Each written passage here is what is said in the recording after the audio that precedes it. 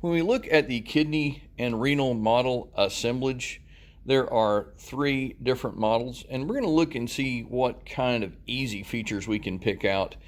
And I am going to talk more about hormonal effects and about vascular patterns later.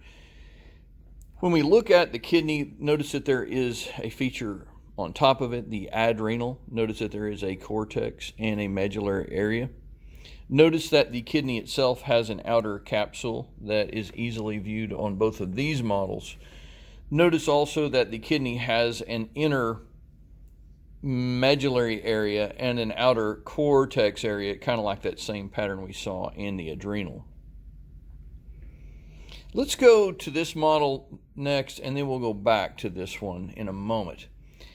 These are the renal corpuscles, and then the whole unit is called the nephron. That's the functional unit of the kidney.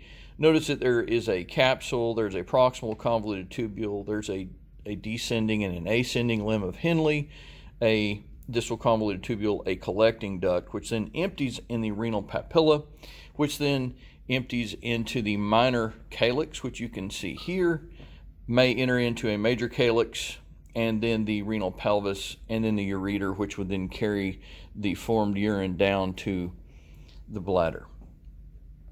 Notice that there is a renal artery perfusing the kidney, and then there's a big renal vein draining the kidney. We're going to talk more about the vascularity later. And what do you think this might be right here? That doesn't look normal, does it? What do you think? Have you ever had one of those, by the way? Yikes. I think I talked about what I wanted to talk about on this. One of the things I will notice, though, before we leave this, is that notice that the corpuscle is mostly in the cortex area, or possibly exclusively. And then the limbs of Henle vary in their distances that they proceed down and back through the pyramid. One of my understandings is that the longer the limb, the more water conservation happens. Let's go to this last corpuscular model. Notice that there is a bigger tube. I would say that's the afferent inward tube. The efferent out is carrying blood to go through the vasa recta and some of the peritubular capillaries that will reabsorb much of the water and other electrolytes that got originally filtered. Notice that whenever the blood goes into the glomerular capillary system, that there are little cells called podocytes that reinforce the glomerular capillaries so that they don't blow out and leak blood cells that would then eventually wind up in the urine.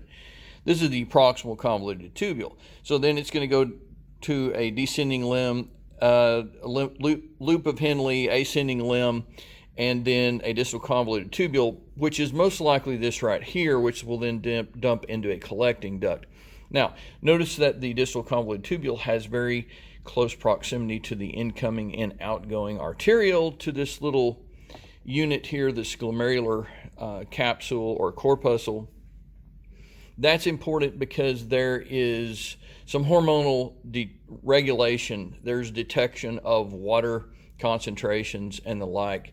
We will talk about that later because that has to do with the renin-angiotensin system, which is very important for water control and electrolyte balance, blood pressure control in the body.